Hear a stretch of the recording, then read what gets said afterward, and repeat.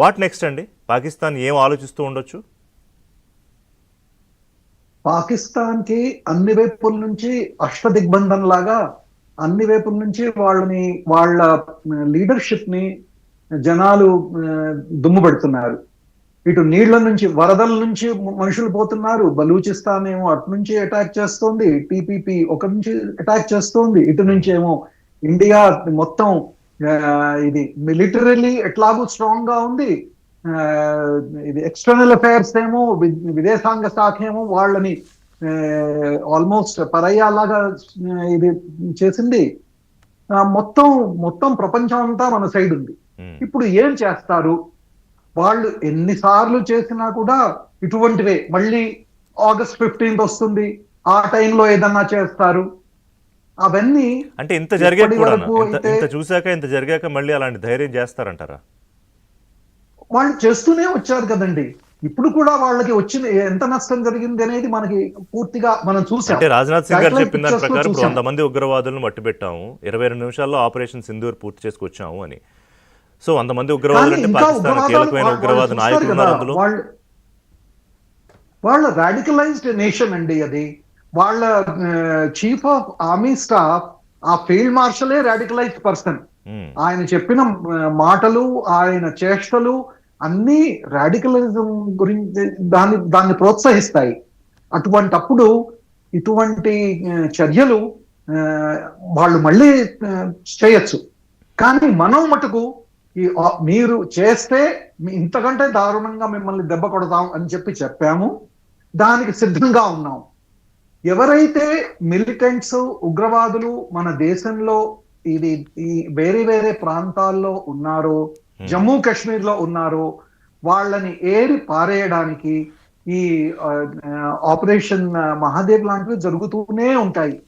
Coordinate search, intelligence ఎప్పటికప్పుడు మనకి వేరే మన రా ద్వారా కానివ్వండి, ఐబీ ద్వారా కానివ్వండి, లోకల్ ఇంటెలిజెన్స్, మిలిటరీ ఇంటెలిజెన్స్ ద్వారా కానివ్వండి, ఎప్పుడైతే ఇన్ఫర్మేషన్ వస్తుందో, రియల్ టైం ఇన్ఫర్మేషన్, అప్పుడు ఆపరేషన్స్ స్టార్ట్ చేసి వాళ్ళని కూలగొట్టేయాలి, వాళ్ళని న్యూట్రలైజ్ చేయాలి.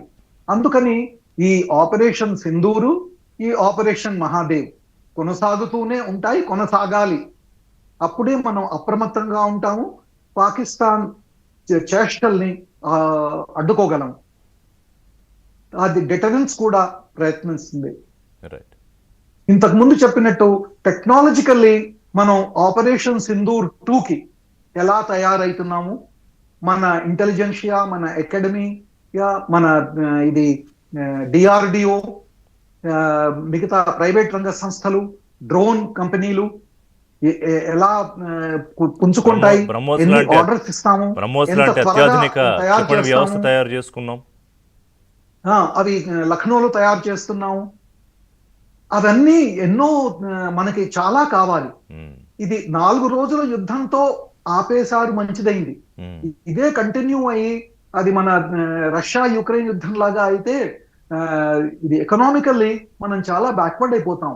మనకు కావాల్సింది ప్రగతి. నేషన్ కావాలి. పాకిస్తాన్ కి వాళ్ళ దగ్గర ఇప్పుడు ఏమీ లేదు, అన్ని ఇచ్చింది చైనాయే. వాళ్ళు ఉత్తర టెస్ట్ బెడ్ లాగా, టెస్టింగ్ గ్రౌండ్ లాగా పనిచేస్తున్నారు. వాళ్ళ దీనికి నెరేటివ్ కూడా చైనా తయారు చేస్తోంది. మేము గెలిచాము, మావి, మీరు ఇంతకు ముందు డిస్కషన్ లో కో ప్యానలిస్ట్ చెప్పినట్లు మావి ఎంతో మంచి ఆయుధాలని చెప్పుకుంటూ వచ్చారు. కానీ ఐడియల్లీ ఏమైందంటే వాళ్ళ టెక్నాలజీని, వేరే యునైటెడ్ స్టేట్స్ కానివ్వండి, చైనీస్ టెక్నాలజీని, మన టెక్నాలజీ, మన జాయింట్ వెంచర్స్, బ్రహ్మోస్ కానివ్వండి, బరాక్ కానివ్వండి, వీటితోని ఆకాశ్ మిసైల్స్, ఆకాశ్ సిస్టమ్స్ తోని కానివ్వండి అడ్డుకున్నాం. దీన్ని ఇక్కడే ఆపాలా? దీంతోనే మనం సంతోషించాలా? లేదు. మా కోర్ ప్యానలిస్ట్ చెప్పినట్లు దీనికి ఎన్నో ఎంతలుగా రీసెర్చ్ అండ్ డెవలప్మెంట్ కావాలి, లేటెస్ట్ టెక్నాలజీ కావాలి. ఆయన చెప్పినట్టు, ఇది deputy chief of army staff చెప్పినట్టు, రేపటి టెక్నాలజీ మనకి ఇవాళ కావాలి.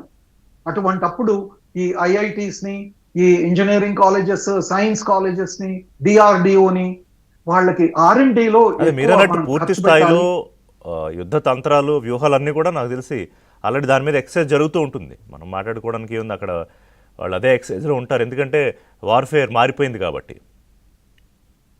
దానికి మనం ప్రోత్సహించాలి కదా. వార్ఫేర్ ఒకటి వాళ్ళైతే రెడీగా ఉన్నారు, డిఫెన్స్ ఫోర్సెస్ రెడీగా ఉన్నాయి, కానీ వాళ్ళకి కావాల్సింది ఇవ్వాల్సింది మన ఇండస్ట్రీ, మన దేశంలో ఆ ఎత్తున అంత త్వరగా తయారు చేసి ఇవ్వాలి వాళ్ళకి రైట్. యుద్ధ సామగ్రి. డ్రోన్స్ కానివ్వండి, ఇది మిసైల్స్ కానివ్వండి, కొత్త కొత్త క్షిపణులు కావాలి మనకి. ఇది డిఆర్డిఓ ప్రయోగాలు చేస్తుంది, టెస్టింగ్ అవుతున్నాయి, కానీ దాన్ని ప్రొడక్షన్ లైన్ లో తెచ్చి ఆపరేషనల్ చేయడానికి మనకి చాలా టైం పడుతుంది. దాన్ని ఆ టైం ని మనం తగ్గించాలి.